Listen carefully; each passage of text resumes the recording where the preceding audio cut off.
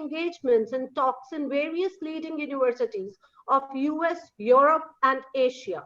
With her vision, acumen, and wisdom, she has developed various international collaborations and has been instrumental in making KMV touch unprecedented heights of glory. Thank you, ma'am, and I invite you for your welcome address. Thank you for this very, very generous introduction, Madhumir. Namaskar. Good morning to our honored speakers and guests and friends in US. Good afternoon to participants from Europe and good evening to all in India. It's a very distinguished event today for all of us. When we get together on this virtual platform on the inaugural session of the International Conclave, a week-long series of talks by eminent scholars from across the globe. At the outset, I extend a very warm welcome to today's speakers, Dr. Maria Zlaveta and Dr. Malavika, both from the Department of English, Boston University, US. And we have an outstanding personality who's had extensive experience with student welfare, Dean John Battaglino. Welcome to all my friends, to the outstanding academicians, to the first day of this conclave. On behalf of the fraternity, whole fraternity of Kanya Mahavidyalaya, I express a deep gratitude to you for joining us on this conclave. You both have been great contributors, Maria and Malavika, and close associates of the academic activities of KMV for many years now. And I can say even more for John Battaglino, who's had a longer association and a lot of contribution for this institution. And I also take this opportunity to thank you all for your support. While I cannot move on without thanking you for your friendship, help, and kind association through all these years. Humanity across the globe at present is facing the most unprecedented and precarious situation of the pandemic of COVID-19. More than ever before, global community is facing shared challenges, threats, uncertainties, and a whole new normal that has dawned on us all, while being completely unaware and unprepared for this situation. Education is one of the worst hit fields which has impacted more than half of humanity. It is imperative thus that we draw experiences and learn from the best in the field how they are handling these challenges. Technology is the binding medium and a vehicle which sustains human interaction today, and consequently, education is being carried forward with the help of technology. This has its challenges as well as strengths, which we need to work upon so that the best models can emerge out of these experiences, both for the teachers as well as for the students. We are joined today by our senior management members, faculty and scholars from far and wide. In fact, as I'm told, 12 states of India, overseas institutions, and students in huge numbers from KMV and other institutions. The conclave being inaugurated today will be addressed on this pertinent topic by very erudite and experienced teachers from continents of Europe, America, Australia, and Asia. We must build common pool of wisdom and experiences to draw from it the best practices and strengths, to be able to understand and build sustainable models of teaching learning process in the post-COVID-19 world. I would also like to bring up the names of the eminent scholars who are going to join us in the following days of this conclave. Today, of course, we have Dr. Maria Zlaveta and Dr. Malavika Shetty. In the coming days, we're going to have Professor Edward Downs from the Department of Public Relations, Boston University, US, Dr. Marta Fulop, Professor of Social Psychology at Edward Loren University, Hungary, Professor Rosemary Douglas, Chessall, Scotland, and our friend John Battaglino, Dean Student Affairs, Boston University, US. Professor Janos Gyuri, Education Psychology, Eötvös Loránd University, Hungary, Dr. Shivakumar Sivasubramaniam, University of Western Cape, South Africa, Dr. Paul Wilson, TEFE, Queensland, Australia, and Dr. Naima B. Khan leads Beckett University, United Kingdom.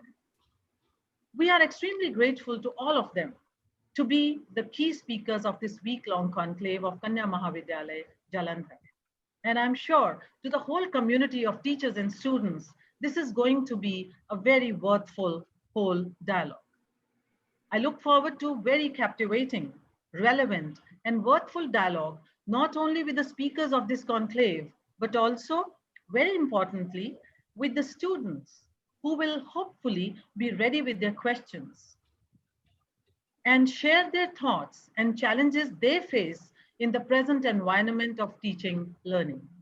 I wish to tell the students that your feedback and questions are very important for us in this whole process of developing excellence in the new models of teaching and learning. In KMV, we have had great experiences in the past 4 months in remote teaching methodologies and keeping our students engaged, not only academically, but taking care of their motivational, psychological, emotional, and spiritual well-being as well. And of course, we engage them in so much of social responsibility work that we are so proud of all our students that they did it during the lockdown and the ensuing period. Today, as we embark upon this shared journey of experiences, I once again welcome Dr. Maria Zlaveta, Dr. Malavika Shetty, Dr. John Battolino, as well as other people who have, all the people who have joined us on this inaugural day of the conclave. Thank you very much. Dr. Marta has also joined. Please address Dr. Mata, welcome to you. I cannot see her, but I'm sure she's there. So a very warm welcome to you, Dr. Mata. And we look forward to hear you in the following days and see you today also. So thank you very much. Thank you, ma'am, for your very warm welcome address and your incisive views. It is your zeal, passion, energy, positivity, which has made all this possible, and it is indeed worth emulating, and we thank you for being you. Thank you so much. Now it gives me immense pleasure to post all with the rich credentials of our eminent speaker of today, Dr. Maria Zlateva, currently Associate Director of the Writing Program and Director of English as a Second Language, Boston University. Dr. Maria has worked as a visiting scholar in several universities across the globe. A PhD in Theoretical Linguistics from Bulgarian Academy of Sciences, Sofia National University, Dr. Maria has command over many languages, including English, French, German, Russian, and Bulgarian. She has to her credit numerous publications in journals, conference proceedings, and books. Her book titled A Casebook in Second Language Teacher Education, reflecting on the language classroom, has made invaluable contribution to the field. No wonder then that she has been bestowed with innumerable honors and awards. Fulbright Senior Scholar Award, Excellence in Teaching Award, Harvard IEL Presidential University Teaching Fellowship, Presidential University Graduate Fellowship BU, Visiting Scholar Grant from Swedish Royal Academy, and Academic Travel Grant from the British Council Oxford, being some from the exhaustive tally. It is an honor to have Dr. Maria in our midst today. We all will indeed stand to gain closely from your discourse, ma'am. Inviting Dr. Maria to express her views on the topic teaching and learning in remote environment.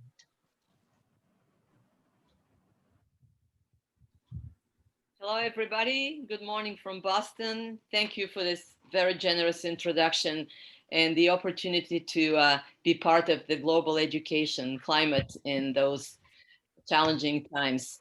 Malavika and I look forward to sharing our practices with you and to learning from you and exchanging information and insights into how to handle the situation better. So I'm very, very grateful, and I know Malavika is, for this opportunity to be part of this welcoming community and the and really to build on our long relationship that makes us feel part of the global educational community.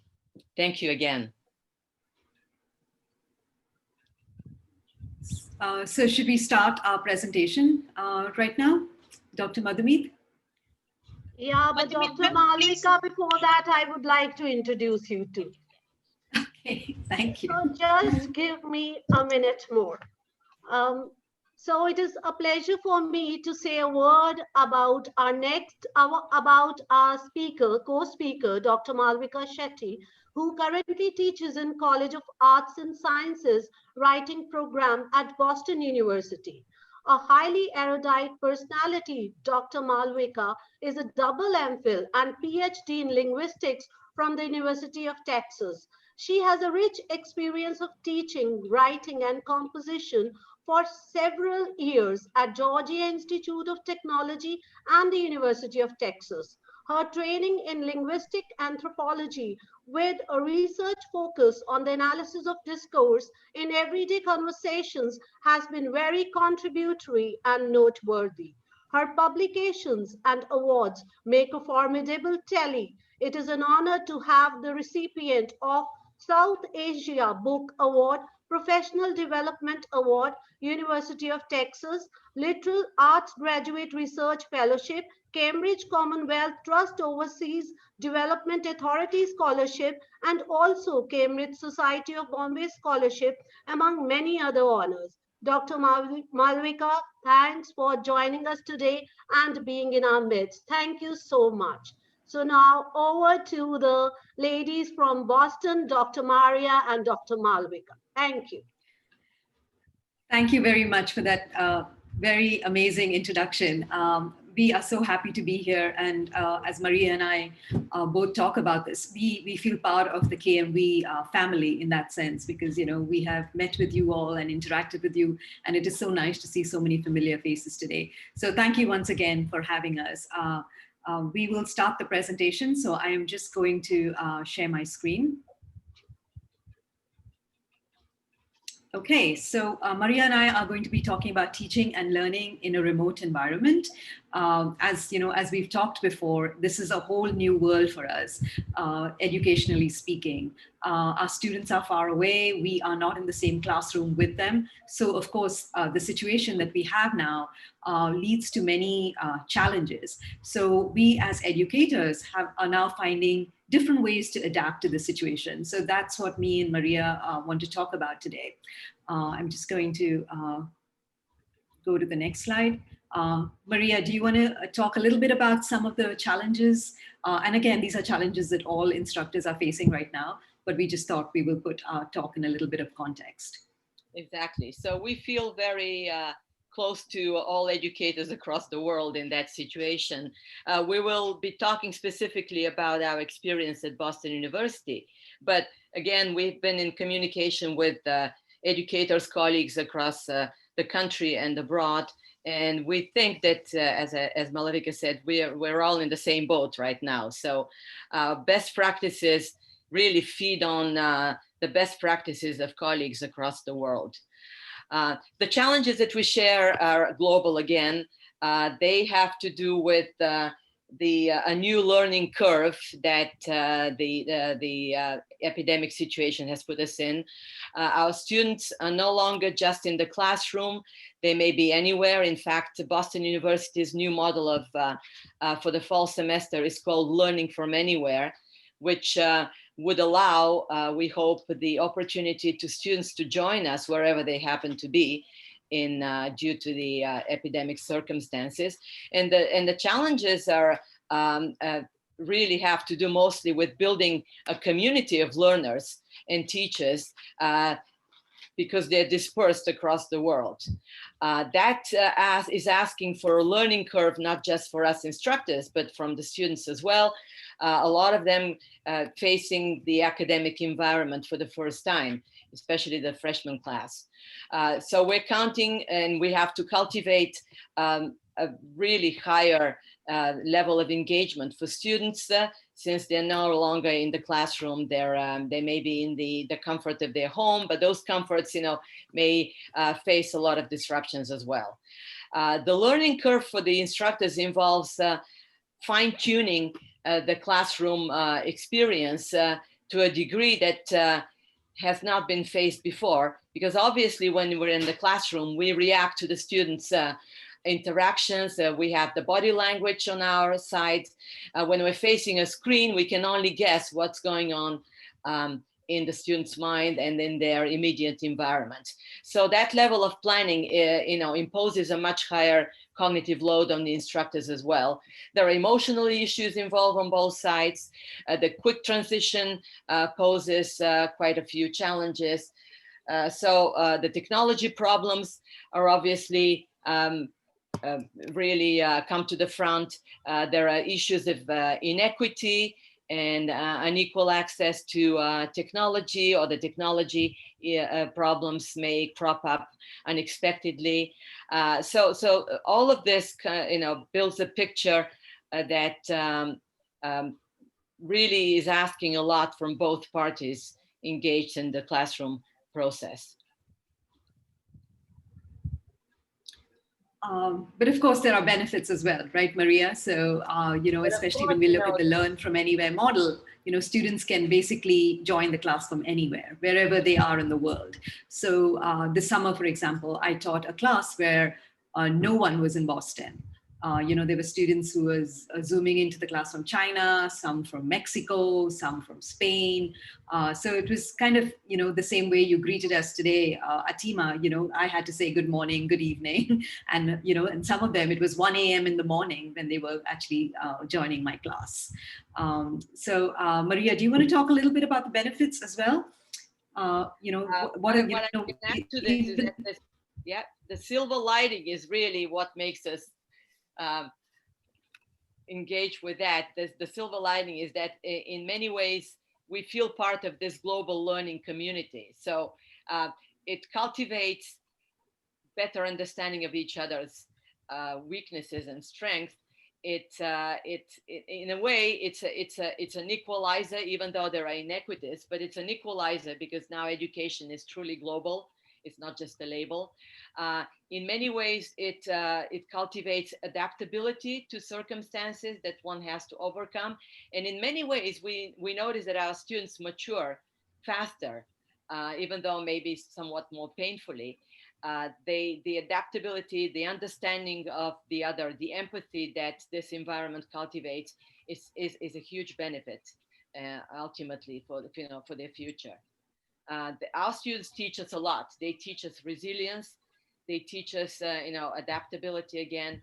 They teach us empathy in the process. So we believe that those are the underpinnings of and the best that education can offer, regardless of the challenges. As teachers, what this experience has taught us, and we're continuing to learn, is that we need to be adaptable. We need to make adjustments to our curriculum to serve the learning styles of our students better. We need to think of assessment, its scopes, its design in a more profound way. And again, collaboration among educators comes to the front. So we tend to communicate more because we're constantly in that mode of blogging, chatting, Zooming, and it's immediate communication more so than mediated in some way through the classroom.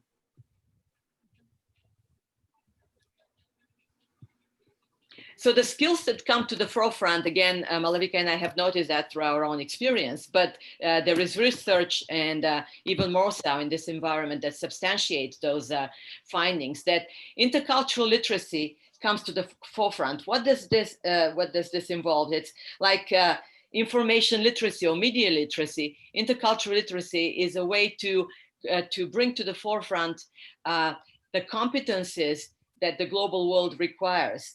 The ability to to achieve understanding across cultural boundaries. And this is something that our students need even more so now when they watch each other's faces and don't have access to the rest of their interactions. So a teacher is compelled to cultivate this, to model that through the medium of Zoom in our case, and to really educate students in being tolerant for different levels of communication, to watch each other's gestures and expressions a little more closely, to overcome certain stereotypes, and to engage with students of different backgrounds in a much more active and meaningful way. Obviously, the skills that are required, that are really of utmost importance, is comfort with digital pedagogy and everything that it involves. We'll talk a little bit more with specific examples.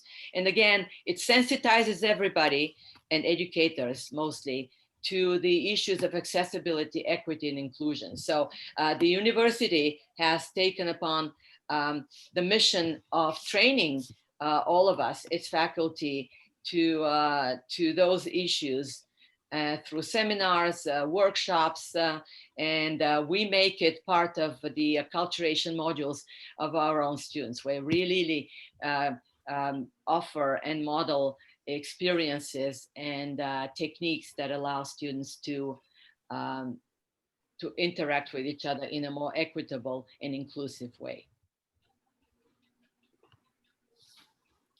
So I'd like to talk about some of the remote teaching practices we have been using. A lot of our courses all our courses moved online in March. And of course, we had the full summer term where all our classes were online. So we've had some experience now with, teaching in the online modality. So these are some of the, practices, the classroom practices that have actually worked for us quite well. So first of all, we've now started putting all our class materials online. Now because we cannot give handouts in class, nobody's printing anything anymore. So everything is put online so that the students can access it. We use a lot of online resources now. So, a lot of information that is on YouTube is being used. Faculty create their own videos, put information online. So all that is being incorporated in the classroom as well. We also use something called flipped learning modules, and Maria will talk about it in a little bit. These are videos that faculty have created over the years that we now use in the classroom. And so the students can watch on their own, and then we discuss it in the classroom. We also provide recordings of every class. After every class is recorded, and then the recordings are shared. So in case, for example, students don't have, their internet doesn't work on that day, or for some reason they cannot attend class, then they can actually watch those recordings. And again, there's people who might think that, hey, why would students attend the class if you're just giving them the recordings? But actually, we have found that students attend and then just watch those recordings to actually catch up again, or just kind of revise, or kind of look over what has actually taken place in class. So it's actually been a very good way for students to look at what, kind of go over some of the information that was exchanged in class, rather than just watch the recordings. So students come to class and then actually also watch the recordings of the class. And that really leads to more student learning and engagement throughout. We also do a lot of group and individual presentations, again, because we're using Zoom to teach. So Zoom actually makes it quite possible to do that. Group presentations can be done, as well as individual presentations can be done, just like this, where, the students are sharing their screen and talking, just like we are presenting today. And also group presentations, leads to all kinds of other things like collaboration, which I will talk about. I also use online discussion forums. So for example, I have a blog page for my classroom, and my students, I post questions there. The students respond to that, and again, I'll talk about that a little bit. We also do a lot of student conferences on Zoom. Again, this depends on the size of your classes. Our classes are not very big. We have 15 students in each class, so I can actually pretty much meet with almost every student at least once or twice during the semester. Individual conferences. But if you have larger classrooms, group conferences also work, where you meet with groups of students separately, or again over Zoom or any other way that you keep in touch with them. I also have an assignment assignment where my students edit Wikipedia pages, and I'll talk more in detail about that. Again, using Wikipedia in the classroom has also been very, very helpful and extremely effective, especially in the remote modality that we're all using. And finally, we use electronic portfolios, e-portfolios in the classroom, where students put all their the work that they've done in the semester in some kind of digital portfolio and share it with the wider university as well as with the class. So I will talk about each of these elements going forward. And we'll be happy to take questions to elaborate on any of those later on.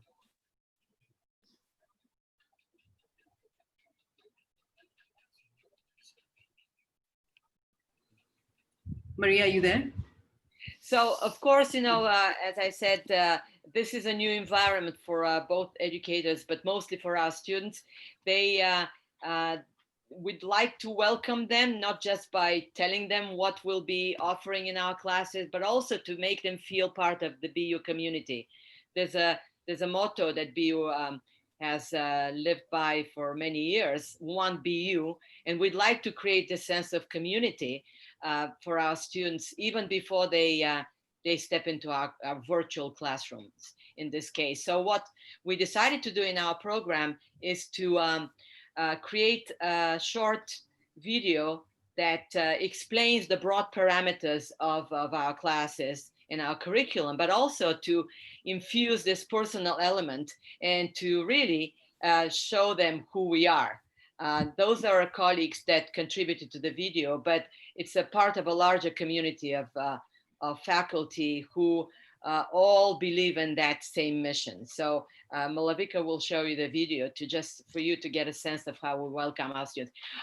Those are two of our classes, 111 and 112, the entry-level writing classes for international students. Okay, I'm just going to play the video now. Welcome to WR111 and WR112. Please let me know if the sound My name is Christina okay. Michaud, Master Lecturer in the College of Arts and Sciences Writing Program. Louder, here maybe? at BU. Yeah, I'm trying. Our instructors Yes. who teach these classes want to welcome you to our classes for fall 2020. Can you raise the sound bit? Yeah, I think it's on the highest sound actually. So. Okay, we can. It's okay, ma'am. It's okay. Let me actually try and play through the presentation. Okay, so maybe the sound would be better there.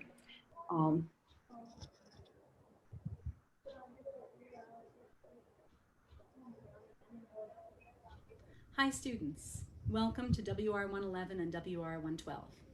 My name is Christina Michaud, and I'm a Master Lecturer in the College of Arts and Sciences Writing Program here at BU.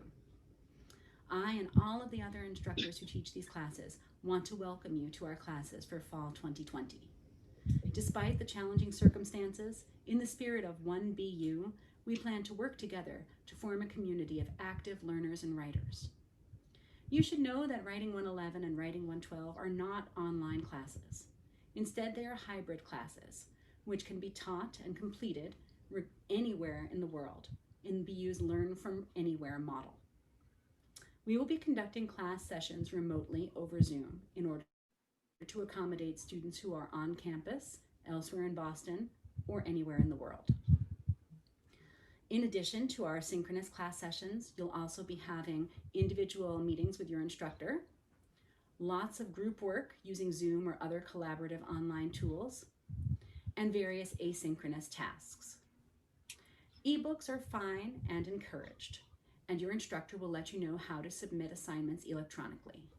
All of your courses will also have a Blackboard site, and your instructor will post the syllabus, major assignments, and other course information there. Feel free to email your instructor with specific questions. Writing 111 and Writing 112 will also have some mutually agreed on in-person components, which will help us complete our hub units.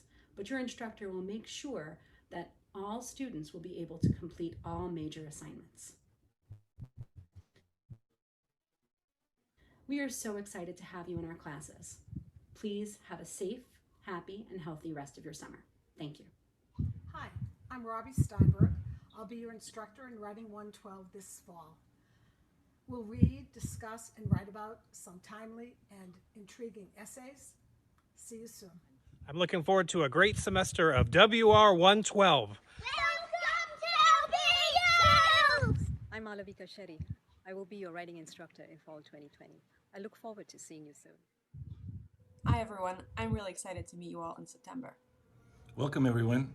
We look forward to working with you in the fall. Welcome to 112 and welcome to BU. I look forward to seeing your faces over Zoom this semester. Welcome to Writing 112. My name is Suzanne Westhuse and this is my 8th year teaching in the writing program. I cannot wait to write with you all this fall. Hi everyone. I'm really looking forward to meeting my students in Writing 112 this semester and learning and growing with you all as we read and write about and share ideas about some really important topics going on in our world today. So enjoy the rest of the summer and I'll see you soon. Welcome to Boston University. I can't wait to meet you all this semester.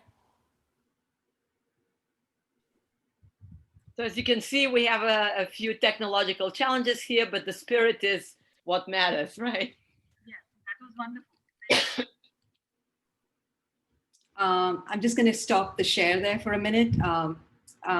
Maria, sorry about the sound there. I don't know why that, over Zoom that wasn't working. We tested it out yesterday and it seemed to be perfect. fine. It's perfect. It's working perfect. fine. Just a little illustration of what could happen.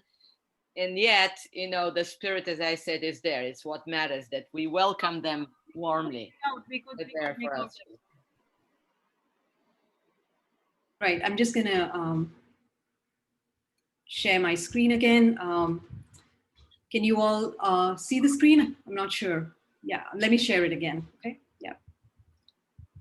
Okay, can people see it now? Yes, ma'am. Yes, ma'am. Okay, so as Maria said, this was a video that all of some of the faculty who are teaching the writing classes put together that we will be sharing with the students, just to kind of put to a face. They can see who their teacher is, but they don't know them yet. And since we are not going to be meeting many of our students face to face, we thought this would be a really good idea to kind of welcome them before they actually come to the classroom. We also, as I mentioned some of the practices that we use something called flipped learning modules. This was something that Maria actually was responsible for creating. So I'm wondering, Maria, whether you would like to talk a little bit about that? So I'd like to highlight, the rationale for the flipped learning modules. It's only one aspect of our curriculum, but it really serves the purpose of the moment better than some of the core elements we've been using in face-to-face instruction. The flipped learning module are a model of blended education. So it fits the hybrid nature of what BU will be doing in the fall. Those are, they're structured as a series of mini videos that target specific concepts of the curriculum. And in our case, we would be covering issues of structure of argument, issues of academic integrity, quoting and citing outside sources, and so on. And you can actually see one of the on the screen, one of the modules that Malavika created herself, creating effective visual presentations. So those modules are short mini lessons that flip the learning process. They maximize the classroom experience by asking students to cover what we would otherwise cover in the classroom in terms of mini lectures outside at home. And then they come to the classroom and apply what they learned through those mini lessons. Each video presents the material in a concise and interactive way on the screen, and then is followed by an online activity that will ask the students to apply that through a short writing assignment. And then at the end of the module itself, there's a more amplified, more ambitious in-class activity that puts everything together, that wraps up the experience for the students. So this repurposes the lecturing content of the classes, and actually puts a lot of the experience on the student and maximizes their learning styles. So this is a model that's been tried out in vocational schools, in medical schools, in law schools, and it has worked really well in training the students to think of applying their knowledge very creatively, very actively. So we've made this now a big part of our curriculum, and we plan to do more of those videos, more of those flipped learning modules in the future. One of the benefits of that is that it involves all of the faculty. It really plays off the strengths of our faculty and their competencies. They're invited to create those flipped learning modules that will serve the program at large. And in fact, beyond the program, it engages faculty from other departments at the university to create their own learning modules. Excuse me. So as I mentioned before, I use a lot of presentations in the classroom. When the class was face-to-face, my students would make presentations all the time. But now that we are on Zoom, it's a little bit more challenging, but I found that it actually does work quite well. So I break the students up into groups of three to four, and they make group presentations. They collaborate with each other either through Google Drive, or they create slides together, collaborate on the slides, and it's now very easy to do it through Google Slides. They make presentations, the students give feedback to each other. So this I find, again, we teach writing classes, but I feel like the oral presentation skills are so important. So this kind of builds oral presentation skills, even if the presentation is on Zoom. I teach them certain aspects about what makes a good presentation. And so it really builds confidence. It also builds collaboration with the other students in the classroom. So rather than just kind of listening to me and listening to me talk, now the students are actually listening to what other people in the classroom are also talking about. So, the 111 level, which is our entry level writing classes, my students might look at some aspect, of the readings, and they will actually present that reading in the class. In the higher level, students make presentations on all kinds of different topics. So for example, the two screenshots there on the slide, one is from a group presentation where the students were talking about what is the impact of technology in their lives. So that was a group presentation. The second one in the forefront is the Wikipedia presentation. So the students either create Wikipedia pages or edit existing Wikipedia pages and then present it to the class, again via Zoom through the screen, the screen share a way of doing it through Zoom, and then they present it, and then they get feedback on it, not only from me, but from all the students in the classroom. And I have actually found that students seem to actually give much more feedback over Zoom than in the classroom, just because now they can put feedback in the chat. So, especially my shy students who are afraid of speaking up sometimes in the classroom will actually give very detailed feedback on, using the chat feature. So actually on Zoom, I actually find that now there is even more student, of course, there's nothing going to replace the face-to-face classroom, but I find that sometimes, the Zoom modality does enable some of my shyer students to kind of actually write down their thoughts and actually give more feedback than they would have usually done if the class was face-to-face. So in that sense, I thought that, the presentations actually worked really well. And that may be something you want to consider using more of, especially, as the students work join your class remotely. As I mentioned before, I have a class blog that the students use. So I post questions on this class blog, and then the students respond to it. So this is, again, this is giving my students experience with writing more informally. In the class, we write maybe essays, we write for presentations, but this is actually practicing more informal writing. A lot of our students now actually do most of their writing online, and this actually prepares them for actually doing that. Everybody posts things online. We are actually now, the way we live our lives right now, we write a lot more. We're constantly texting, we're constantly posting things online. So we're writing a lot more. So I think this, this prepares students for communicating in that sense, with the community online. I'm just going to click on this link to show you what my class blog looked like. So this was my summer class. It was a class called Language and Technology. So this was the blog that I created for the class. Let me actually Okay, so if you notice, this was the last question I posed. So this was a question about technology and society. So, I said, the question was, we have a lot of voice assisted devices now, that Alexa, Siri, Google Home. So is it a coincidence that all these assistants have female voices? So that was my question to the students. So this was the question they had to respond to. Does technology necessarily reflect the stereotypes that exist in society around us? Or does technology have the responsibility to evolve and lead so that the society around us changes for the better? So this was my question. So if you notice, I have 15 students in my class, but there are 25 comments.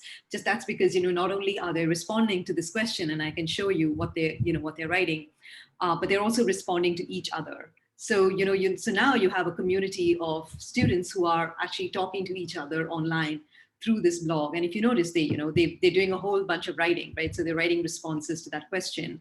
And then they're also responding to each other's responses and saying, I agree with you, or I disagree with you, or did you think about this? So I just found that this is a really, really good way for the students to talk to each other, collaborate with each other, but also, it leads to a community of writers who are all kind of helping each other and giving feedback to each other.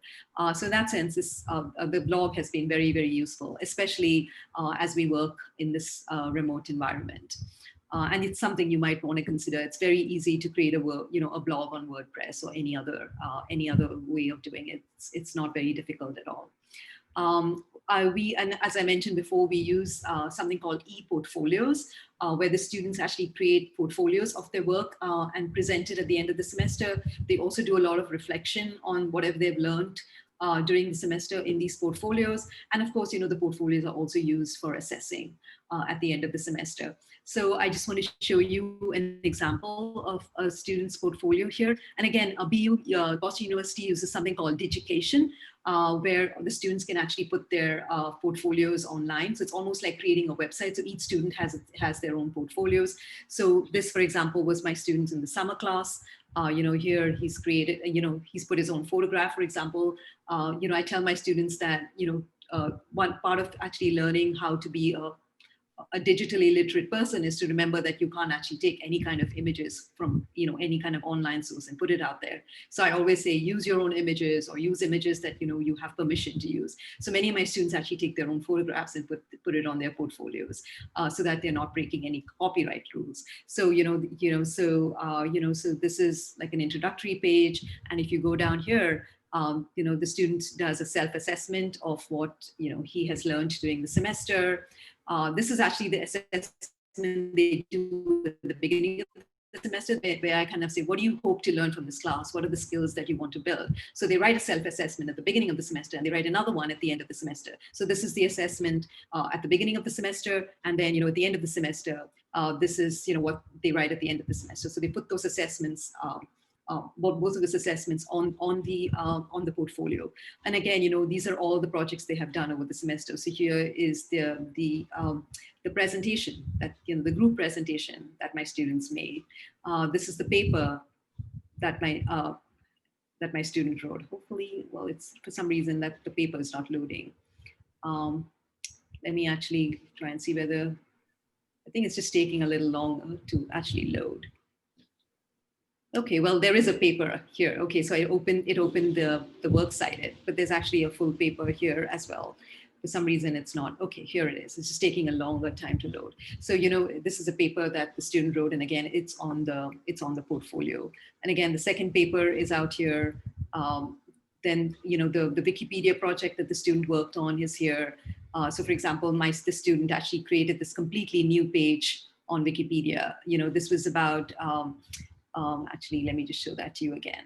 So this was the Wikipedia project the student worked on. He created a completely new page on Wikipedia. This is about a food that he liked, but he noticed there was no such page on Wikipedia. So he created this completely new page on Wikipedia. And I'll talk about, the Wikipedia presentations as well a little bit. And again, he put all his blog postings in the semester. And again, the last thing he did was all the photographs that he took over the semester. He's a student who likes to take photographs. That's his hobby. So he put all the photographs, of what he saw in Boston over the summer. He kind of put it together in this portfolio. So the portfolio I have found is really a great way for the students to present their work, not only to the classroom, but also a way for them to share their work with everyone. Really, this is an open website where everybody in the world has access to this information. So it's a great way for students. Sometimes students put this link on when they're applying for jobs, when they're applying for internships, when they're applying for scholarships. They can say, this is my portfolio and this is what I created for this class over the semester. It's a good way for students to show the kind of writing that they are capable of doing as well. So actually, students in the past have told me that they've used these, these digital portfolios for applying for all kinds of things. Even if it's like a study abroad program or any kind of program, they actually just put a link to this portfolio. So, the person to whom they're sending their application can actually see what they're doing. So just, again, as I said, just another way in which students can actually contribute online and kind of put all their information online, especially as we teach during this time. I also, as I mentioned, use Wikipedia in the classroom, and I just wanted to give you all a little bit of background about Wikipedia. I mean, all of us use it, right? So we all go on Wikipedia and we get information, especially if you want really quick information and we want a broad understanding of what the topic is all about. We go up there and we find it on Wikipedia. Wikipedia has, so many millions of articles. Billions of visitors, but of course there's a problem on Wikipedia, just because research has shown that 91% of Wikipedia editors are male, for example, and most of the editors come from North America and Europe. Actually India is the only country in the top 10 which is not from Europe or North America. So again, they have only 3% of editors from on Wikipedia are from India, but at least we do have 3% of editors, right? So the goal is, why not have more people edit Wikipedia?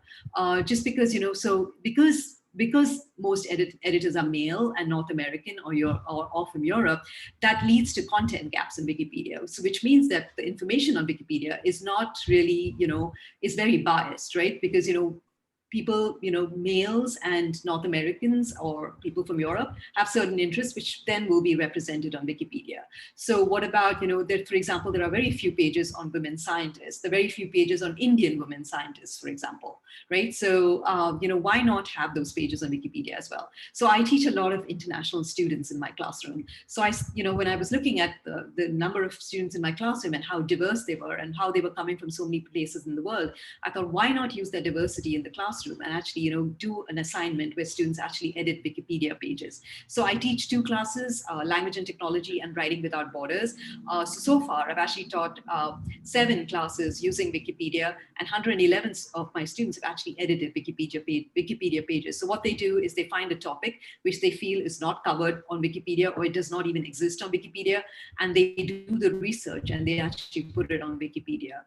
There are many topics, especially, if you're not from North America or Europe, you will find there's many topics in your background which are not even there on Wikipedia. So I felt like this was a really, really good way for students to actually contribute. And it's not very difficult to do that at all. Just with a little bit of guidance, students can easily do the research and actually make really good contributions on Wikipedia.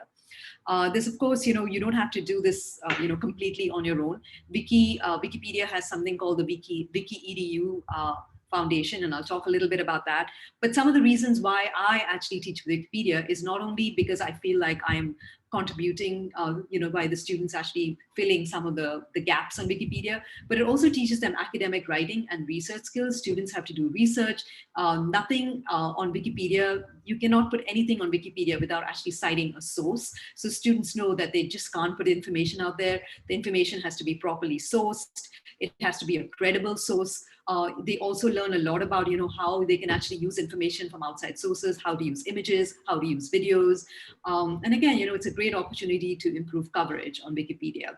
And also one of the ways in which my students, you can build student engagement is because not only are my students, reading all this information online, but they're also contributing this information. They're also now becoming better evaluators of information. So now they're not just users of information, but are now content creators. And that actually leads to so much more student engagement. They are, my students constantly tell me that this is like the best assignment they have done in the classroom, or, one of the best things that they've ever done on campus, for example. I often get reactions like that. And of course, all their writing is now in a public forum, right? So they are not only writing an essay which only I see, or which, the other classmates see, but it's now they're sharing their writing with the whole world. So it is very empowering for a lot of my students, and it's really an excellent way to teach, especially as we teach remotely. Again, as I mentioned, there is help. It's not something that you have to do on your own. WikiEDU, which is Wikipedia's educational foundation, constantly works with universities and colleges so that their students are able to edit Wikipedia, because students have access to a lot of libraries and a lot of information. So why not do a little bit of research and actually contribute to Wikipedia? So WikiEDU actually collaborates quite heavily with universities, and if you're interested in doing that, I would either you can get in touch with me about how to get in touch with WikiEDU, or you can contact them directly. I can actually let you know, definitely put you in touch with who you can contact. So I actually do this Wikipedia assignment as a 7-week assignment. So my students write a proposal for what topic they want to work on. They write drafts, they do peer reviews, they then post on Wikipedia pages, and then they do presentations. And of course, WikiEDU has something called the Wikipedia dashboard, which is actually in the previous slide. What you see on the right here is the dashboard for the class. So Wikipedia will create this dashboard for you if you're teaching an assignment on Wikipedia. So all your student articles will be on this page, so you can actually see all the edits that they're doing. So for example, this was my class that I was teaching, and you can see that my students created 3 new articles. They edited 15 articles. There were 15 students in this class, and you can just see, like, just in a short class, they're actually done all this information, just for a summer class. If I may just add that this is truly an empowering project, and it has generated a lot of interest at the university.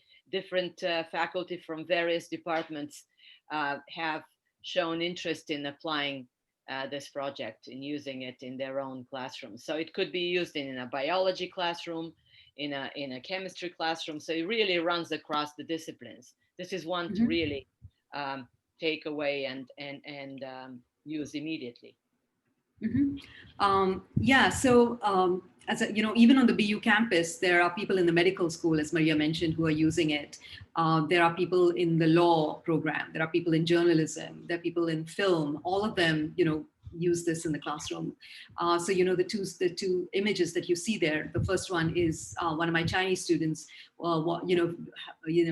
Is a huge football fan, and he noticed that one of his favorite players, there's no Wikipedia page on one of his favorite players. So he created a completely new page on Wu Lei, who's a Chinese footballer.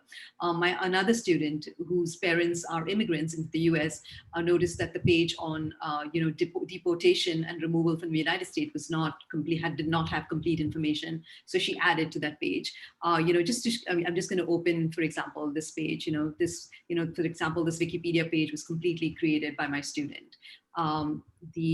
This page about deportation and removal from the US, for example, my student heavily edited it. There were just about 5 lines on this page, and she completely revamped it and created, all this information was just written by my student with all these references and everything. So it's just an excellent way to get students involved. They do a lot of research for many of our classes anyway. Why not use this research and actually contribute to an online encyclopedia that's actually viewed by so many millions of people on a daily basis? And just to show you, the little box here actually shows the total impact made by my students. They've added this many words, this many references. These are the number of article views they've had. They've edited this many articles. They've created completely new pages on Wikipedia.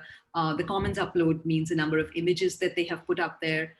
So as you can see, it's been an assignment that the students not only enjoy. I, as an instructor, very much enjoyed this assignment, and it's really a really good way of getting the students engaged. They do the research on their own, they pick the topics. It's just a really very good way of, especially as I say, as we teach online, because it doesn't require much technology. All you need is a Wi-Fi connection, and you don't need to download any kind of software or anything. Wikipedia is out there. You just go in there, create an account, and you start editing pages. So it's a very accessible assignment as well. Okay, and again, I'm happy to answer any questions about Wikipedia. And finally, Maria and I wanted to share with you, we talk a lot about writing classes because that is what we do. But we wanted to share with you how other faculty across BU, the BU campus, are also working and adapting during this, this remote modality. So just a short video about faculty from, for example, the theater department, the film department. How are they actually adapting to the fact that, they now have to teach online? Like, how do you teach theater online? How do you teach film online? When the students are not in the classroom, how do you do that? So some of the ways in which the faculty are adapting, a very short film about that. And I'm hoping the sound is better this time. I had a film that we were watching today in class where one of the students was in Philadelphia and the other was in Turkey. And they made a film about a woman looking back at this past relationship. The student in Philadelphia, Jake, his mother is playing the older version of this woman, and the student in Turkey, Dilara, her sister is playing the younger version of that woman. And you watch the film, and I think what's so stunning about it is you would never know that they were oceans apart from each other. I teach film production courses in the College of Communication. Film production is just so fundamentally hands-on and about getting your hands on the equipment and shooting demos in class and working with actors and how you collaborate. It's hard to navigate in this remote learning landscape. So there's been a lot of discussions of how do I get my iPhone to do what a DSLR can? How do I shoot if I'm also acting in it? How do you light a scene when you don't have the motion picture lights? Something that's been really exciting is this sense of when you take away all that gear, you are still left with what makes a good story. And I'm very impressed by my students' ability to sort of say, here's the constraint we have, what can we do within that, and what can we still make? There's been some just really impressive work. Good day, everyone. For our first classes, we just wanted to celebrate the very act of moving. No matter how expansive our space is, if you cannot fully stretch your arm or fully extend your legs, perhaps let the space redirect where your arms and legs go. My name is Yoel Cassell. I'm an assistant professor of movement for the School of Theater. In our practice, we look at different approaches of how we can express our thoughts and our imagination with our bodies. It's about shaping energy. Now you're in front of a computer and you're looking at a screen and all the energy is sort of channeled there. And the thing I kept asking myself was, how do I continue to honor the essence of our class? How do we do that? Okay, let's create a page where everyone can observe each other. Let's create a page where we can celebrate each other's work. You can then begin to shift direction. There were different exercises or different approaches we would try to get their bodies moving, not to sit down and sort of be weighted by these circumstances, but to be invigorated. Then you saw their family joining them, and you saw their friends, who were with them. It's been a great joy to watch and to observe, and with everything that's going on, to connect to that inner child, that silver lining that gets us up each morning. One of the things that this has really taught me is just to embrace the unknown as much as you can and to really champion adaptability.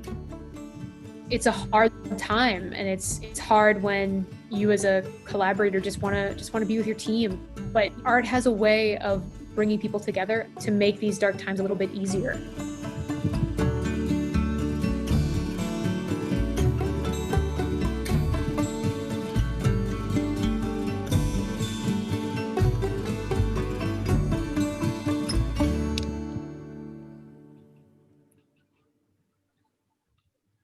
Okay, so that was just, a way to show you what other people on the BU campus are also doing. As you can see, very creative ways of teaching theater and very creative ways of teaching film there.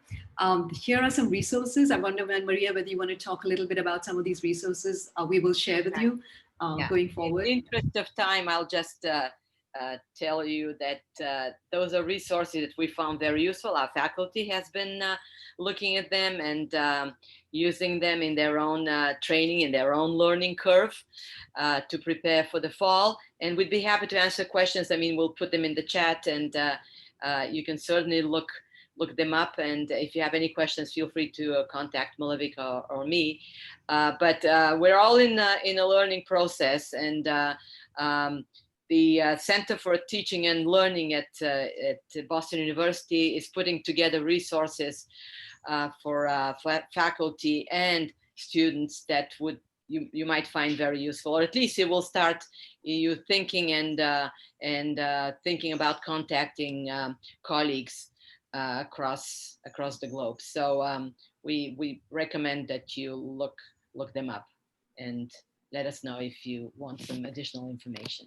But again, we're all in this boat, and we're grateful that you gave us the opportunity to share our experiences with you. Thank you again. And thank you, Dr. Sharma, for creating this opportunity. Thank you so much. Thank you much. very much. We really enjoyed doing this today and kind of sharing everything that we've been doing. Hopefully it leads to more conversations. Please reach out to us if you have questions about anything. And of course, we welcome any questions from you. Oh, such an intense, I would say that's more like a workshop for all of us. I have noted so many points, and it builds strengths. It opens so many possibilities to us. And well, I would just request that maybe later after the conclave, we can hold a workshop with you. I would love to do that. If you allow, Maria and Malavika, if you have time, I think the teachers would gain a lot I was very impressed with the writing skills that you're building up through blog writing and, Wikipedia and all the dialogue that's happening, not only developing writing skills, but also, developing that thinking and that innovative mind of the students. And of course, what really impressed me was the equity and how you are engaging the students, in mutual dialogue and building, the groups of 2 to 3 flipped classrooms and all that. I think we all need to get more proficient in these things. So I would look forward to maybe having another workshop with you after a few days. Sure, please let us know. Maybe, yeah. It was so enlightening. Thank you for having us. Yeah. It was indeed very, very informative, wonderful, brilliant, incredible and amazing. You made things look cakewalk for us, such difficult things. But yes, all this, if incorporated, can lead to the success mantra for all of us for online teaching. All these, as ma'am has already said, the blogs, Wikipedia, flipped learning modules, collaborative presentations. Oh my God, whatever you said is really, it is worth emulating and incorporating. And we now realize that it is not only technology which is going to come to our aid, it is creativity too. So yes, it stands out. Creativity does stand out. Thanks to our principal, ma'am. We know about blended classrooms, concepts about flipped classrooms, but yes, all others who are present here, they have gained tremendously from this wonderful presentation. We know you've put your hearts and soul into it. We could see that and feel that. Thank you so much for doing so much for us. So any questions? Yes, there must be questions. The students and all present here. Madhvik ma'am, can I ask one question to Malvika ma'am? Yeah. The session is open now. Yes, please. Yeah. Malvika, I have 2 questions basically. First question is, does Wikipedia has any restrictions on the topic? For example, can we choose some topics like history of an institution or alumni or the events organized by or the social work by an institution? No, there is no restriction. It should not be promotional. So, you have to be very careful about when you're writing, it's an encyclopedia. So you are just providing information. So I'm not sure, does KMV have a Wikipedia page, for example? I'm not sure. We do Yes, have. we do have. We have a page, and we worked on it also. We have the page. Yes. Right. So as long as you are not kind of writing like kind of advertising or promotional material for that, but you're just kind of providing facts and information. This was when KMB was founded. It has this many students. So as long as you do that, there's absolutely no restriction. They do not like anything where which sounds like promotional. So for example, if you have your own business, you can't create a Wikipedia page for your own business, right? But it has to be also something that's notable. So for example, you can't create a Wikipedia page on your dog or your cat, right? So it has to be about a topic about which everybody is interested in. So that, but pretty much any topic. And of course, if they if they don't like it, they will let you know and take it down. So there is no harm actually trying and putting it out there, and it stays there. It's fine, so. Okay. Yeah, And my second question is like how an English graduate can apply to become a Wikipedia editor? Anybody can become a Wikipedia editor. It is completely volunteer run. You go up to wikipedia.org and just create an account, and that's it. You can start editing. There is no restriction on who can do it, whether you're educated or not. But there is a restriction on if you put any kind of information, everything is checked very carefully. So Wikipedia editors, it's completely volunteer run, but they're very, very good at checking every new entry. So they feel like it's just something that you've put there without actually checking for the facts. They will check all your sources, because remember, almost every line you put on Wikipedia has to have a source. So they will check your sources, and if they think it's not a credible source, they will take it down. So every single student who's on this session, for example, can become a Wikipedia editor. So there's absolutely no restriction, Thank you. Thank you so Sure, much. yeah. Any other questions? Well, can I ask you something, Malavika? Yes, go ahead. Okay, so I would like to know if you had any students who didn't have access to internet, and they couldn't reach out and you couldn't access your lessons and your classes. Yes, definitely. I've had students who, sometimes the internet connection is not very good. In fact, the problem was I had a lot of students in the summer who were quarantining, in quarantine hotels, for example. Especially my students who are from China, when they went back to China, they had to be in a hotel for 14 days before they could go home. So the Wi-Fi in the hotel was actually not very good at all. So they would kind of somehow connect through their phones. Very, very often the call will drop. But as I said, I would put recordings of every single class online. So even if they could not take part, they could always watch the Zoom recordings. They would try, and very often they would have, the connection would drop or they would go away, but they would somehow reconnect to the class, or they would watch the recordings and catch up. And as I said, I would have regular conference times. So even if they weren't able to participate in the class, they would kind of talk to me or send me an email, or we would, just kind of communicate that way. But yes, internet connections were a huge issue, especially over the summer. Yeah. These are issues, and also I think maybe in such situations, did you ever try grouping them together so that they could contact each other and get over whatever they had missed in their classroom?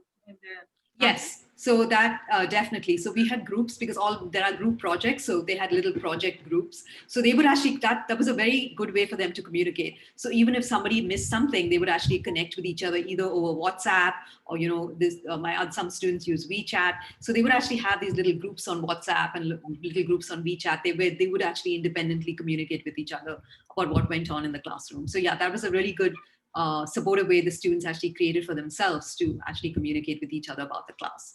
So several WhatsApp groups, several WeChat groups, all that kind of was always happening. That was a very, a remarkable benefit of the experience, even though we were in an emergency situation in the spring, that we saw an uptick in student writing and communication. They really created mini communities within the classroom, and then the larger community of the class. So yeah, so overall we saw way more writing than we expected. And it was an outlet in many ways. It was really a psychological outlet, and it got very productive. So we were very pleasantly surprised. So, did you feel that sitting at home, working from I can't hear you, Atima, for some reason. Can you hear me now? Yes, it's better. Yeah. So did you feel that sitting at home, the remote learning methodologies give more time to the students? Did they spend more time on learning and creating all these blogs and writing work? Do you want me to answer that question, Maria? Sure, you can start. So no, I actually did not find, because we do some of this anyway, even in a face-to-face classroom situation. So I always have a class blog. It wasn't something that I created just for this situation, for example. So it's not that I don't think they were spending much more time. They did not like the fact that all their classes were online, so it meant sitting at the computer. I think that was a little more exhausting, where you had to sit in front of the computer and maybe take several classes during the day. So instead of walking around, and so I felt like they found the physical aspect of just having to participate in class online more exhausting than anything else. But I do think that for the teachers, it's a little bit more work. You have to create all these materials and put them online. So you can't kind of just go to class with printouts and say, oh, these are the handouts, or do something on the board or something like that. These are things you have to kind of prepare in advance. You have to put a lot of your materials online. The students, I don't think it actually was a lot more work for them in that sense. They didn't have to print out anything. They would just kind of submit it electronically. Again, BU uses something called Blackboard. I'm not sure, how are you all, if you are collecting things via email, that's another thing. But again, it increases the work of the teacher, right? Because everything has to be, the emails have to be monitored and put together. At Boston University, we use something where, the students can actually submit all the assignments at one central place, and then I can download them from a central place. So we have our own software learning management system, to which we were actually ready before the lockdown situation. We had just created this for e-learning processes, and so that was very handy. And we also had this a common tool where students can post their assignments and their basic things, the things that they do, their projects and all for assignments. So that was pretty handy. So we didn't find a problem for that. That's great. Yeah. So yeah, I don't think it's too much of a burden on the students, frankly. And some of them actually told me they liked it, like I think they missed having classmates more than anything else, but they really, they found that some of the classes were quite enjoyable online, just because I think they felt like they could actually connect more to their classmates and more to their teachers sometimes, just because everybody was communicating so much more. I just share something interesting with you, that there was so much created by the students during this COVID-19, while they are sitting at home, that we need to put up a whole exhibition for that. The videos and the social responsibility work that they were doing, and about the the mental health, and about the community building, and about their own institution. The small films and the videos and all the projects that they have done. It just amazed me that how much creativity was brought out. That's why I asked you that question.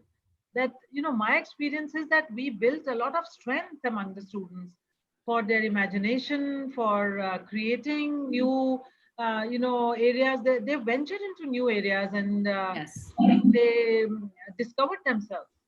Yes, definitely. Student adaptability has been amazing. Yes. Yeah. That was one that came out.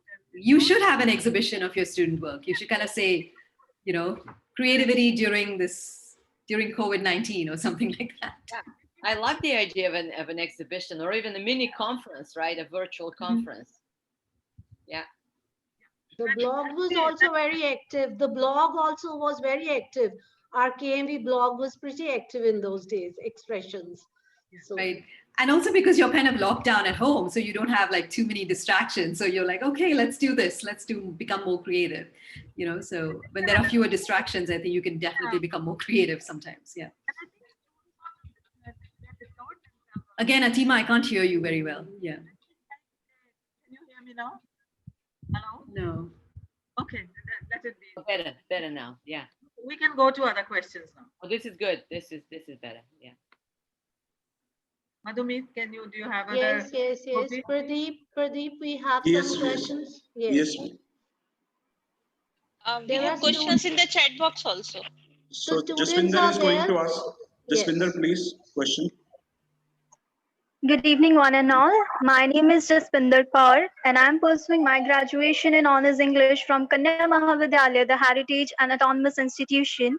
First of all, I'm really thankful for this wonderful session. And ma'am, my question is, how will virtual learning be helpful to conduct physical education and training lectures? Because some courses specifically require hands-on training experience. How will practical knowledge be instilled in students? Thank you. This is an excellent question. In fact, but what we noticed, within BU is that, again, it stimulated creativity. Faculty found ways to, again, to create videos that show specific steps of the process of hands-on education. In fact, outside the university, medical schools or medical institutions actually conducted virtual medical appointments. That's the more of a norm now than it used to be. So doctors get to see patients on screen and diagnose the patient's condition. So it can be done very creatively. One of the videos that we showed demonstrated how hands-on departments like theater and film production, very hands-on experiences, managed to go around that. They created workarounds through media use. But again, that's one of the challenges. And the more we live through this, the better we get at it. I think, as you said, it unleashes creativity, and they will, I'm sure they will come up with the new ways to accommodate those learning experiences. Malavika, maybe you have other insights. Yeah, I mean, I think her question was like how, like, people, when you apply to the job market, for example, everybody wants hands-on experience, and you're not really having a hands-on experience.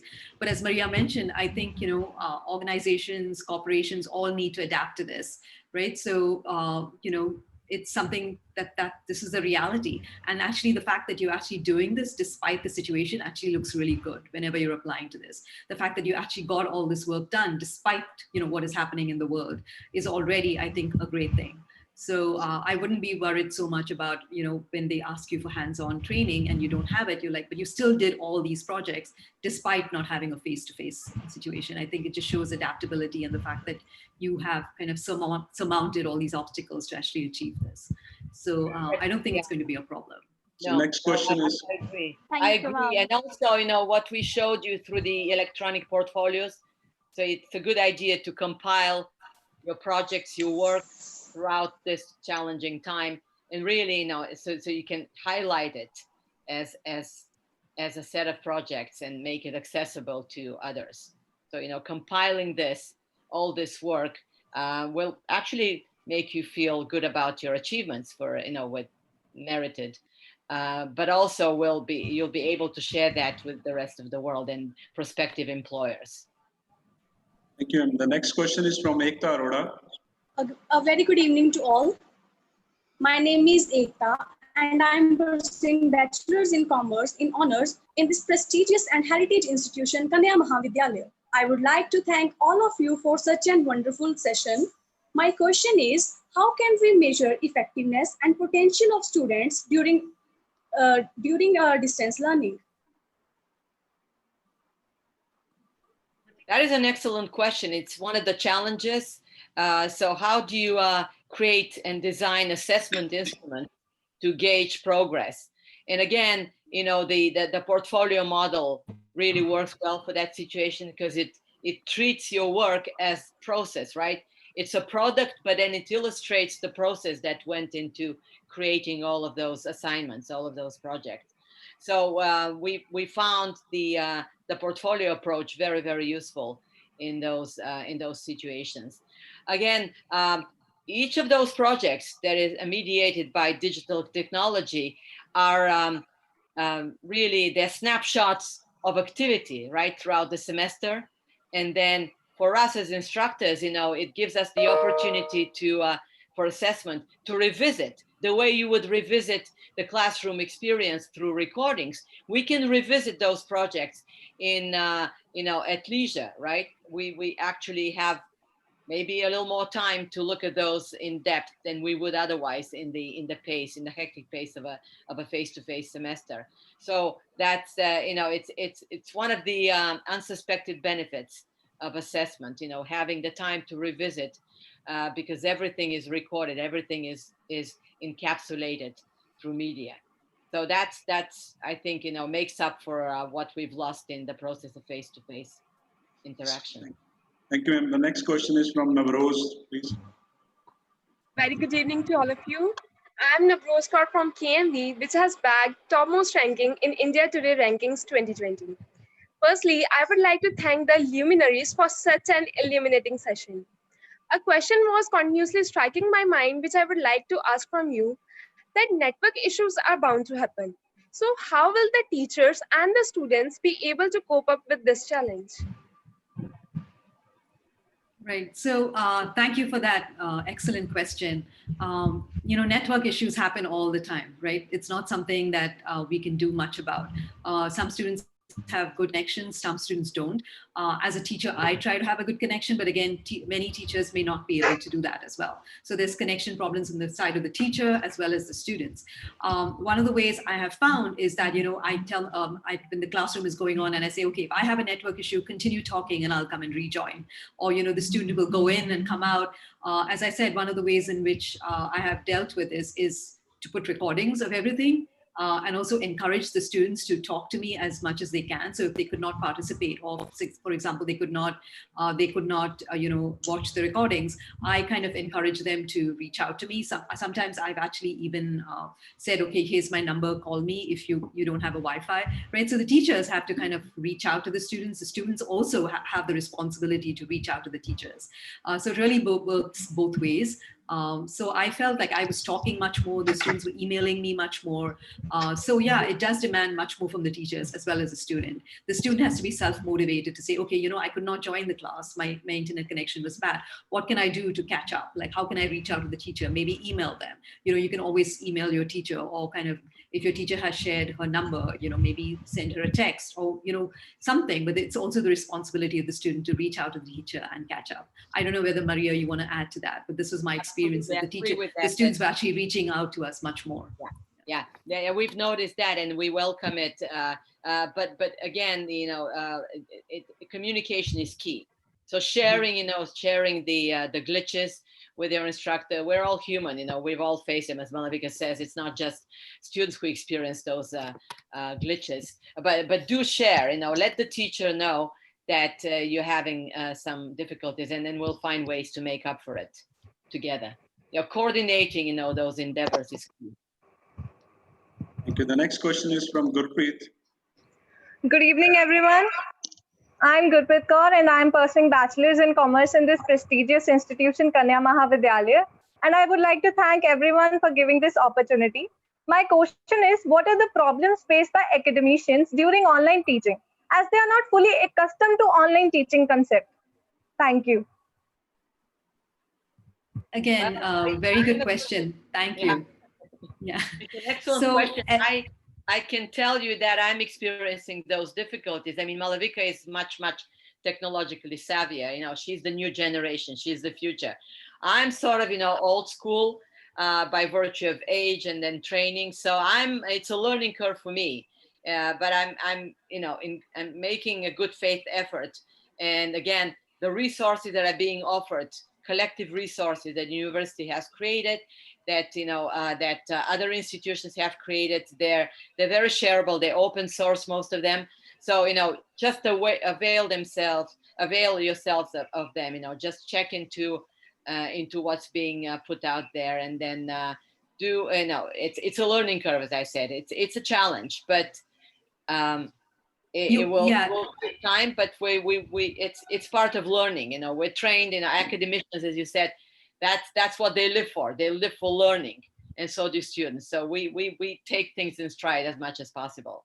Right. Also, you have to be kind of open to change. You kind of just say, oh, this is the way I've done it forever, so I'm going to continue doing that. The times change, circumstances change around you, and you have to adapt accordingly. And if you don't adapt, then you get left behind. So it's all about adaptability, at this point. Next Thank you for that is, question, though. Thank you. The next question is from Aman Jodhpur.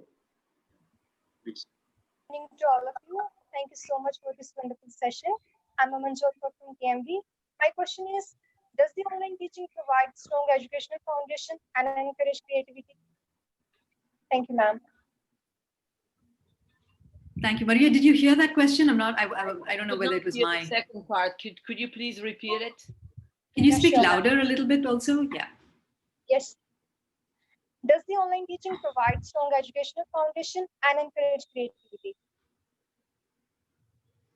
So you're saying, you're asking whether online education provides a strong educational foundation, right?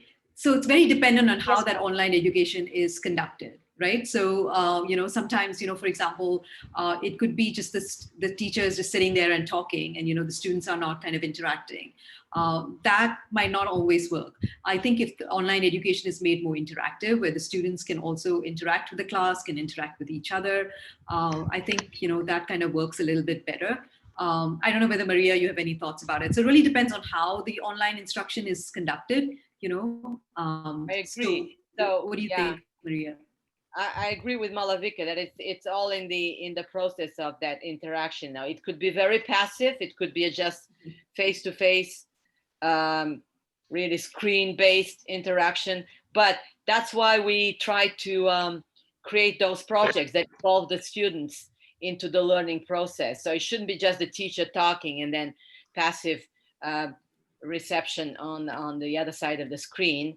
And so we try to create activities. Again, it's up to the teacher. That's the responsibility of the teacher, but it's also a responsibility of the students to get engaged in the process. And then really some of the features of Zoom, for instance, give those opportunities. So the chat allows you to really interact with your classmates and the teacher all the time. Outside of class projects get you involved. So it's really, it's a matter of the buy-in for both sides of the experience. Yeah, it is a responsibility for both parties, I would say. Thank you. Dr. Pradeep, meanwhile, please pick up some questions from the chat box also. Yeah. Students are writing down. Gopi, you can pick it up, please. I am picking them up. I am noting. Okay, fine. Because most are being answered. One is on practical training of sciences. That is being answered. One or two I am noting, which are like, I'll ask later. Let the students ask first. Okay. Okay. Thank you. Yes. Is there any other student? Good evening, ma'am. Good evening to all and all. Good evening to one and all present here. First of all, I would like to thank for such an amazing session. I'm Kanika Berry, pursuing my graduation from Kanya Mahavidyalaya, the Heritage and Autonomous Institute. Ma'am, my question is, how can a student limit distraction while e-learning? Excellent question. Yes. Yes. So again, because you're looking at a screen, there's always, you have the internet, right? You can always go to some other website. You can always check texts on your phone. You can always do that. And, that is a challenge, right? But I felt like if you keep the class interesting and it's interactive, students put away their devices and students, tend not to go on other websites. And this, especially when students are doing group projects and things like that, it's very difficult for them to keep checking their phone and interact with their peers at the same time. So I feel like the more interactive the classes, I feel the students are less likely to get distracted. Also, there's this, at the beginning of class, you kind of tell the students put away your devices, and it's kind of understood that you will not look at other websites. So it's also it's also the students' responsibility, right? You're there to learn. So when you are checking devices, when you're checking other websites while you're learning, you are undermining your own learning. So it's also your responsibility to kind of keep up with the class. Yeah, so there's various ways, the teacher can try and make it as interactive as possible, but if the student is not interacting with the class, there's nothing that the teacher can do. So I feel like there's a huge onus on the students to kind of own their own education. Maria, I don't know whether you want to say something about that. I just want to add that we have to recognize that there is online fatigue. We all face it, yes. Right? Both students and instructors. So we have to be tolerant for our own weaknesses, right? And just be aware that we're going to feel a certain way after so many hours of Zoom sessions, for instance. Now, the advantage that you have on your campus is that you're surrounded by nature and beauty. So one step aside, right, every now and then will save you. So just step outside, enjoy, you know, the beauty of your campus, and then I think the students are not on campus anymore, right? I'm not sure. Atima, are the students on campus? I'm not sure. Not right. But well, we might end up having some blended education, you know, interaction in the traditional classrooms, calling small groups at a later stage when it's a safer, you know, environment to come back. That might happen. And the boarding house students will come back at some stage. So then Maria's suggestion is going to be implemented. Yes. Yeah. Excellent. Yeah, that's a great suggestion because you have to go outside. You have to stop looking at the screen. That's what we're planning to tell our students, because some of our students will be on campus in the fall, right? So they, you know, they have some green spaces that they can go and you know, save themselves into. But yeah, just acknowledge, admit your fatigue, and then try to work with it. You know, obviously, you know, physical stamina is important. So getting the right amount of sleep. Do what your mother tells you to do, right? In those situations. Yeah, add another thing that I think that keeping the classes to small groups would also help, because then the teacher can monitor, you know, like they can have personal interaction. If the group is too big, then that is going to be a challenge for retaining the attention of the students. That's right. So what we have done is that we are trying to limit the number of the students in one group. Yes. So that might also help, because that will facilitate better monitoring, and, you know, the student can be better, you know, the attention span can be more than when it's a large group, then you feel that you are not being like recognized in a group, or attention of the teacher is not there. So that's another factor. Absolutely. Right. Yeah. Thank you, Kanika, for your question. Pradeep, is there any other girl? No, ma'am, we are done with the questions, please. So I can read some. Can I ask? Can I please say something? Yes. You know, I was reading, there is a constant, Ma'am, can you bit in front of mic? Yes, please. Yeah, please. Am I more audible now? Yes, full audible. Yes, ma'am. Yes. Okay. So I can see that there are a big number of questions. Yes, People I are was about to ask. Yes. how to reach out to the students who do not have accessibility to net in the rural areas. So that's, I think, a specific question for Indian students. So Maria, if you please allow, can I say, because I think in this context, you may not really have the right answer for that. But I would just address all these questions that, you know, in such circumstances, well, we identified during the lockdown period, and even now identify in every class the students who do not have access to internet, and the accessibilities or either not there or it's poor. So we made you know, we identified those students, and either we created small groups, like pods of 3 to 4 students who are helping each other. Let's say that one student has the accessibility and the others are in the neighborhood. So keeping a social distancing, you know, in mind, and also keeping their safety intact, they contacted each other and they accessed the materials which were being sent.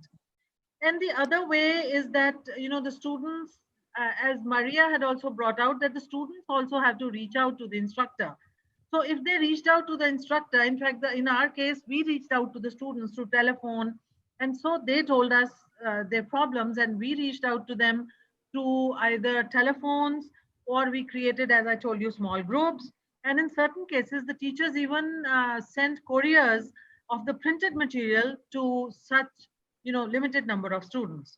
So these are the only ways how you can, and, you know, if possible, you can even at some stage when there is a degree of safety to travel, they can come to the college, let's say in small groups, or even a single student can come and they can fix appointments with their teachers so that the material can be provided to them. So that, in short, is what we did. Well, I hope it answers the question. There is a question from Dr. Anita Rana about the mental health. So I just want to inform all the present that on mental health, there will be discussion tomorrow by Dr. Marta. and Dr. Yonas. So please, for mental health, Madhumita ma'am, we can take questions tomorrow. Yes, yes. Thank There's you. a question. Can I ask some a couple of questions? Yes, from the chat box. Yes. Yeah. I don't know, we have to ask Maria if she has time.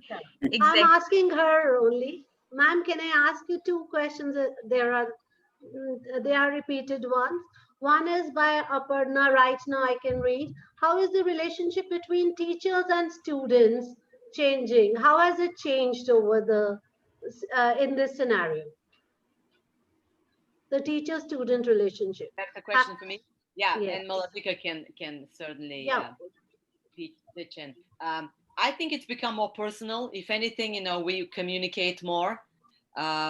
Maybe because we all experience the same environment, the same issues. But I think students have become more open, and it has liberated them in writing more often, and really sharing their personal experiences.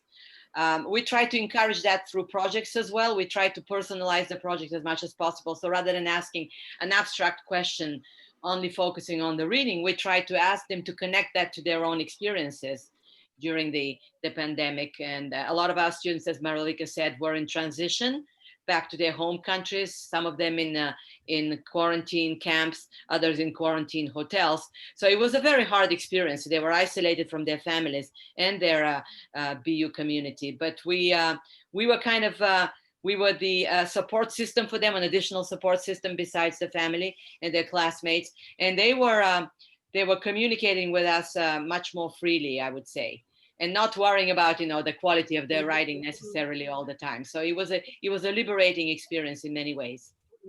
Yes, I would actually second that. It was it was definitely much more communication with the students. There was much more open communication.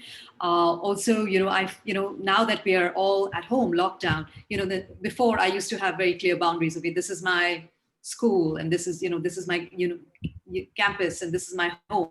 But now since we're working from home, you can actually see where the students are. They can see where you are, what your home looks like, what your environment looks like. So I feel like in that sense, we get to know the students a little bit better. You can see what the students' environment is like around them. So there's definitely been I think definitely more closeness between the faculty and the students. Also, I forgot to mention this during my talk, but I actually have one assignment where the students actually talk about their lives during the lockdown. There's one essay that they write where they actually, and that's just something I say, how about you write about your experiences during this coronavirus? So that was an assignment that they actually turned in, and some of them actually turned in very creative assignments. They created videos, and they actually did all kinds of things about, how did their lives change because of the lockdown. So, having assignments or projects where students can talk about their own lives during this lockdown, or during quarantine, or during this, dealing with this extraordinary situation is also very helpful during this time. And exactly as Malavika said, in many ways they were visitors to our homes and we were visitors to their homes. So it felt like we were welcoming them. Some of my students noticed, oh, you're not on that same couch, you've changed your location. I said, well, this is the other room in the house. Yeah. So it was very personal that way as well. Yes. Good. So it's the same everywhere. We are also growing more intimate with our students, and there are no temporal boundaries too, because their evenings are also theirs now. They can call us anytime. They feel free to. There's one last question, if you permit me to ask. Sure.